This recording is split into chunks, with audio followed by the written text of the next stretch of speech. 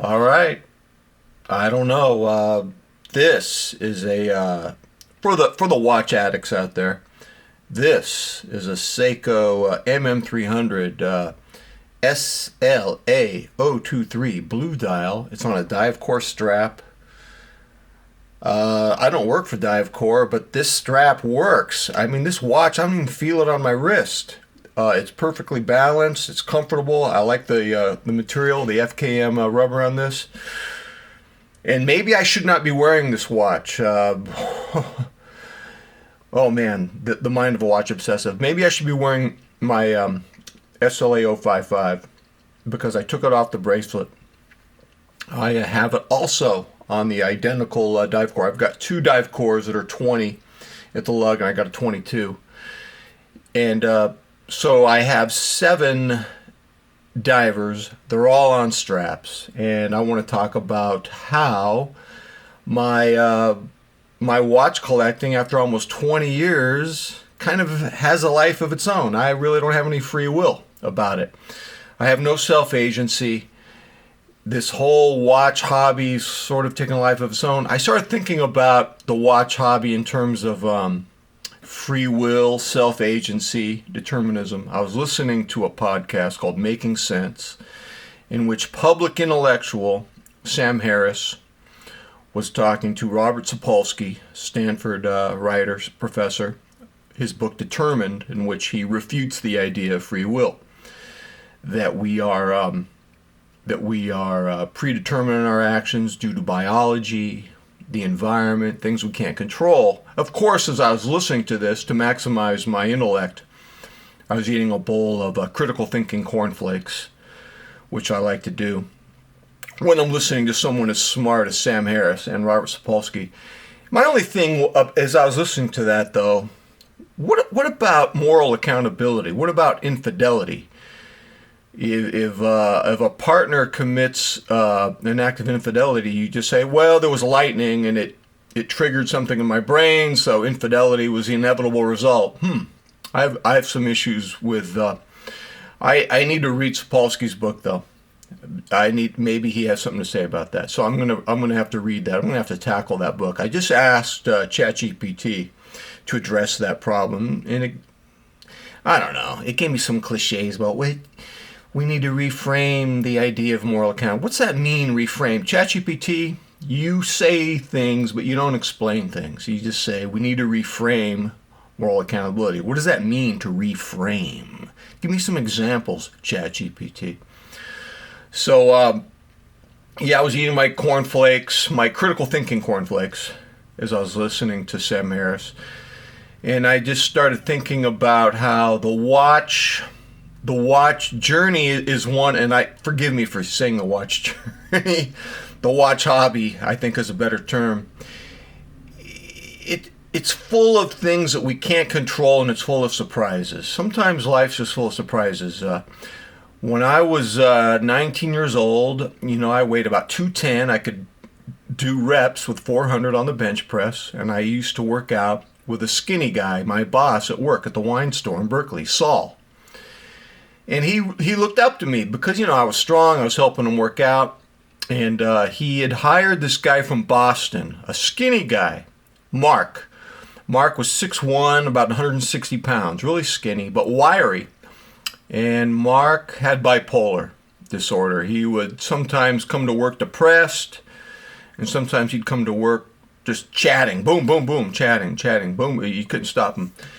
And he was really strong. He was strong. He could beat me in an arm wrestle. I knew he could because we had done it. When we worked together, we were bored. And so one day when Saul was there, Saul didn't believe it.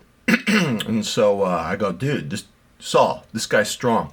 I can't beat him. I mean, I may be able to bench 400, but some people, they just have arm wrestling strength, man. What do you want me to do?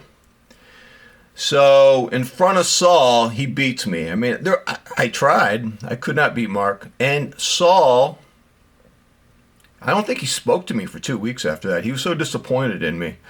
His hero crushed. You know what, man? Life's full of surprises.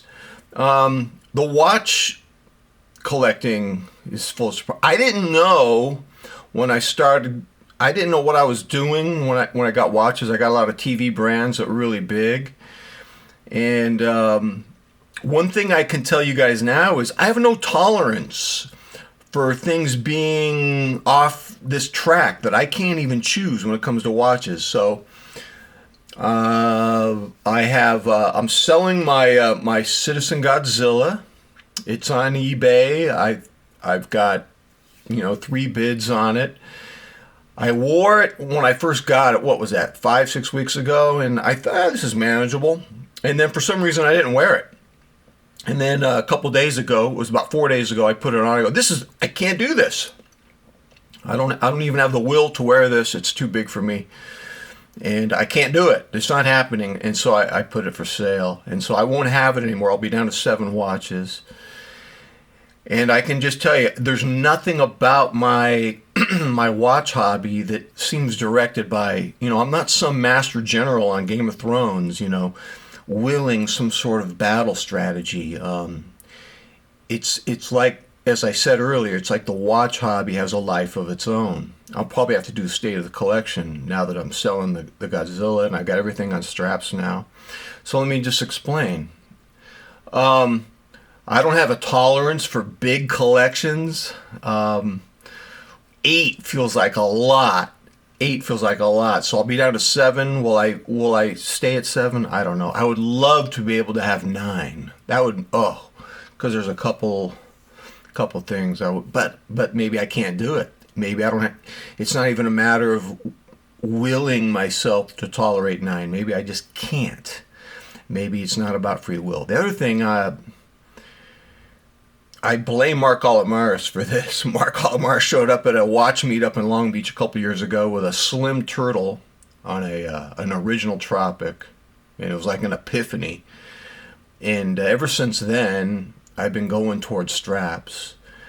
And I tried to go back to bracelets. I bought a beautiful bracelet for my SLA053, and it's gorgeous. I have no complaints about it. I have a beautiful stock bracelet for my Seiko Tuna. I have a beautiful bracelet for this stock. I've got a beautiful bracelet. I mean, it's Grand Seiko level for my Seiko Imura. And I don't wear the bracelets. I just can't do it. I'm so much happier now that I have this here on the Divecore. I've got the SLA055 on the Divecore. What can I say about the bracelet? Let me give you guys an analogy. I like really good apple pie. And yeah, you can put vanilla ice cream on the apple pie, but I don't need it. I almost feel like the watch with a bracelet is the apple pie with the added vanilla ice cream. And you know what? I'm okay just with the apple pie. If the watch is really good, I don't need the vanilla ice cream on it. It's just too much. It's overwhelming. I can't deal with the bracelet anymore. I don't want to feel the weight of it. I don't want to feel the links. I don't want to deal with micro adjustments. I don't want to deal with gaining weight, losing weight, links removed, links added, micro adjustments. I don't even want to deal with it aesthetically.